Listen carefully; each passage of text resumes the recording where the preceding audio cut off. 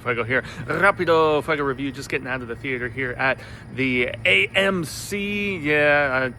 Rocking the A-list for this one because, I'm not a big K-pop music person or anything like that. I am most definitely aware of the phenomenon and how big it's become, and definitely stuff like, the Sony animated film K-pop Demon Hunters has just added to the more general cognizance, I guess, here in the States of, this worldwide sensation of tunes. But I guess this is apparently an AMC exclusive, which is the reasoning for the shout out. It's called K-Pops, as you see right back there.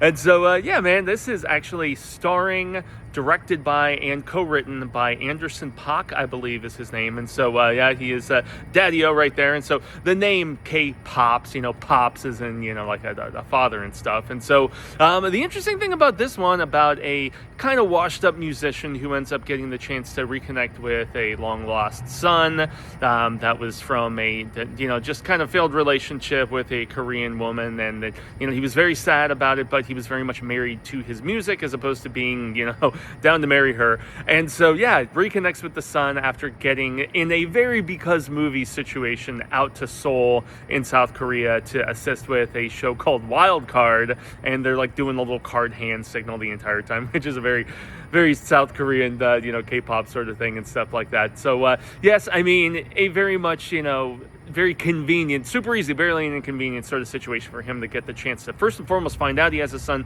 reconnect with him and everything. But this movie's really sweet, man. I mean, Anderson, he's a little grinding my gears at times with his goofy humor and whatnot. Didn't always work for me, but you could most definitely tell, he's just a sweet guy, and or at least as this character. And just relishes the opportunity to really immerse himself in the culture over there. This is definitely a celebration of Korean culture. I mean, from just all of the cinematography around Seoul, which is, I'm presuming they filmed it there and everything, and just seeing like the street food and, it really is a full-on celebration, which I truly appreciate. And you also see it's a very slickly produced movie, the way it's all put together, with the graphics and everything, seeing how this show, which I'm assuming is a fictional show, is put together, learning a little bit about how these K-pop groups are assembled, the dynamic, about, there's rapping, there's dancing, all these different things. So it is taking a lot from Black, American music, which I find kind of interesting and stuff like that. So, I mean, it's a very endearing relationship with him and this kid. They have some very, heartwarming moments, I gotta say.